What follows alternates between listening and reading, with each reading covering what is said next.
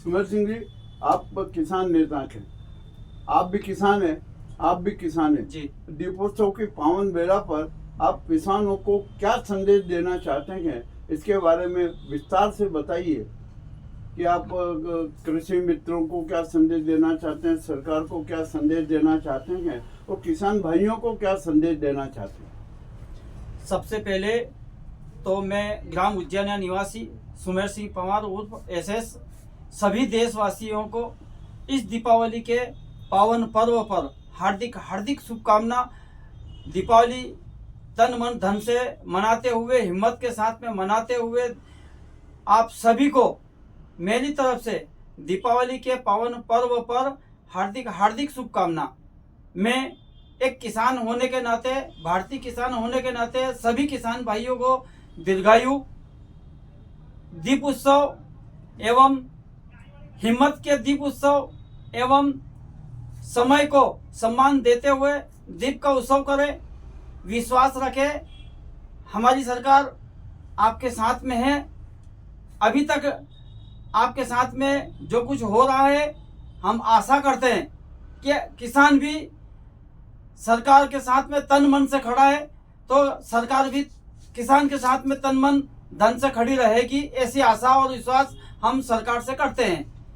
एवं मैं ग्रामवासी होने के नाते, हिंदू संस्कार होने के नाते मैं सरकार से भी अपेक्षा रखता हूं कि जिस प्रकार से हम किसानों को परेशान होना पड़ रहा है, इसलिए मैं सरकार से जरूरत से ज़्यादा आशा रखते हुए, विश्वास अपने आप में रखते हुए मैं आशा करता हूं कि सभी किसान के ऊपर वर्षा बरसाएं, अपनी जितनी भी स्कीम है वो सारी छोड़ दें। केवल सरकार किसानों को कैसे सुख और समृद्धि मिले, इस विषय में जरूरत से ज़्यादा सोचे। वर्तमान में पीएम सम्मान निधि हमें 2000 मिल रही है, वो भी बंद कर दे, हमें स्वीकार है। क्योंकि जिस प्रकार से हमारे उत्पादन की लागत 8000 रुपये प्रति बीघा हो रही है, 50 किलो 1 कुंटल 1.5 कुंटल सोयाबीन हो रही है, जिसकी कीमत लगभग 2000 से 6000 के बीच में, हम 2000, 3000, 4000 के बीच में घाटे का सौदा किसानों का चल रहा है। इसी प्रकार सरकार को किसान हित में कड़े निर्णय लेने की जरूरत है। मैं कृषक मित्र होने के नाते सरकार से भी निवेदन करता हूं कि हमारी आशा और विश्वास को समझें। हमें कांग्रेस ने आपके एजेंट हैं इस कारण से निकाल दिया था, उनने फॉर्म भरवाए भी थे, मगर 17 महीने में उनकी सरकार चली गई। उनकी क्या रणनीति थी वो जाने, मगर आज तक हमारा कोई सूद लेने वाला नहीं है। आप हमारे साथ खड़े होने का प्रयास करें। हम किसान मित्र 27,000 मध्य प्रदेश में हैं। आपके तन मन धन से आपकी जितनी स्कीम है सब किसान के बीच में ले जाते हैं। किसान होने के नाते आपसे आशा करते हैं कि हम किसान हैं, हमें किस प्रकार की जरूरत पड़ती है और किसान मित्र कहाँ कहाँ की जो स्कीमें है सारी नीचे लेके दिखाता है कि सरकार की यह योजना है, आप उन पे खड़े उतरने की कृपा करें। भारत सरकार भी कुछ कर रही है, मगर जमीन पर स्तर तक नहीं आ रही है।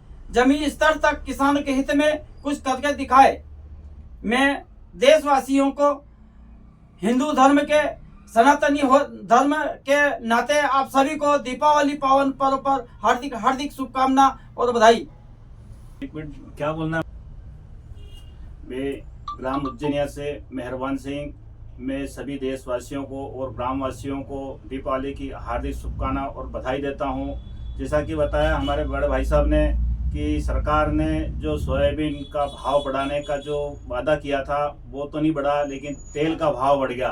तो इसलिए मैं चाहता हूं कि सरकार हमारे साथ मतलब मिलकर में काम करे और हमको हमारी जो फसल नुकसान हुआ उसकी भरपाई करे। तो मैं अधिक से अधिक यही चाहता हूं कि सरकार हमें प्रोत्साहित करे या फिर हमें भाव बढ़ाने का कष्ट करे। कृषि मित्रों के बारे में आप क्या सोचते?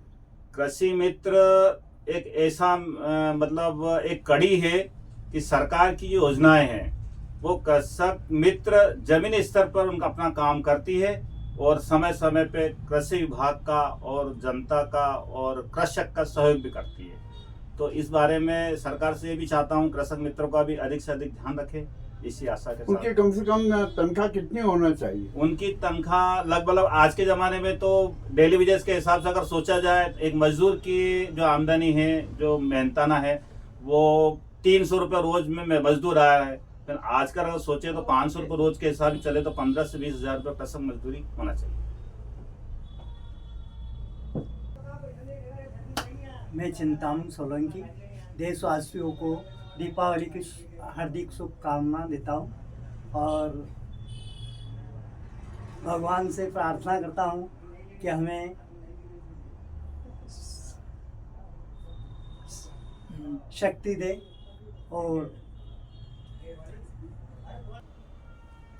मैं रघुवीर सिंह पवार समस्त देशवासियों को दीपावली की हार्दिक हार्दिक शुभकामनाएं देता हूं। दीपावली की जगमग ज्योति आपके जीवन में सुख समृद्धि एवं वैभव से परिपूर्ण करे। समस्त किसान भाइयों को, मीडिया जगत के सभी लोगों को और देशवासियों को पुनः मेरी ओर से हार्दिक हार्दिक बधाई। ये त्यौहार आपके जीवन में प्रकाशमय हो और अच्छा उन्नति करे, हमारे देश का विकास हो और हर घर में खुशहाली आए। जय श्री राम। भारत कृषि प्रधान देश है, लेकिन किसानों की दुर्दशा ऐसी हो रही है, न शासन के द्वारा उन्हें कोई मुआवजा मिल रहा है। अभी सोया फसल में किसान पूरी तरह से बर्बाद हो चुका है। 25 किलो से 50 किलो तक सोयाबीन का उत्पादन हुआ है और किसानों की स्थिति दयनीय हो रही है। मंडियों में किसानों की फसल का भाव नहीं मिल रहा है। किसानों ने जो फसल बीमा करवाया उसका सर्वे भी नहीं हुआ है और ना उन्हें मुआवजा मिला है। किसान पूरी तरह बर्बाद हो चुका है, वो आत्महत्या की कगार पे है। अगली फसल के लिए किसान सोच रहा है। कई किसानों ने तो अभी संज्ञान में आया है कि अपनी ज़मीन गिरवे रखकर खेती करना प्रारंभ कर दिया है। अब ये समय के गर्त में है कि आगे किसानों के साथ क्या स्थिति होगी। और कृषि मानसून का जुआ है। अभी गेहूं की फसल का भी अपन पूरा नहीं कह सकते कि बुआई का समय शुरू हुआ है और प्रकृति भी किसानों के ऊपर मेहरबान नहीं है। तो गर्मी इस समय ऐसी पड़ रही है, जो ठंड का समय है, गर्मी के कारण किसान यदि गेहूं भी बोता है तो उनकी पैदावार भी नहीं है। जो पिछले साल हुआ ऐसा ही होने वाला है। पर परमपिता परमेश्वर से मैं कामना करता हूँ दिवाली के पावन पर्व पर कि शासन और प्रशासन तो ध्यान दें, यदि ईश्वर कृपा करे तो किसानों की स्थिति में सुधार हो सकता है।